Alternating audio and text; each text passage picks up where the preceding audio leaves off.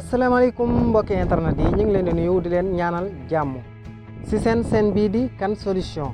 ñu ngi ñaan nag képp koo xam ne yaa ngi seetaan vidéo bi rek nga abonné daal di bës cloche notification bi dañuy ñëw si ba tey continuer si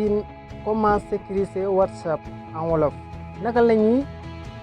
amee kaaraange si sa WhatsApp ci wolof tey nag dañuy ñëw si beneen partie mooy deuxième partie bi.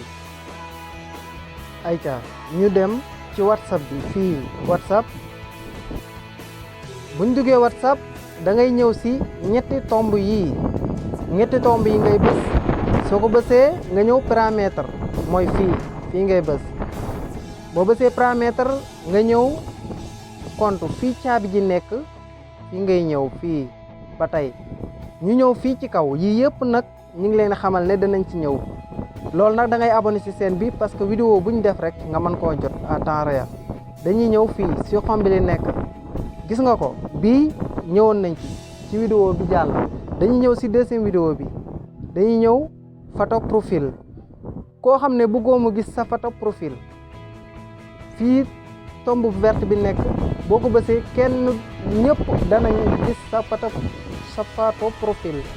bu dee bii nag contact yi mooy ñi nga yor seen numéro ñi enregistré sa numéro rek ñooy gis sa photo profil bu dee fii nag moom yow yaay tànn numéro bu la neex boo xam ne bëggoo mu gis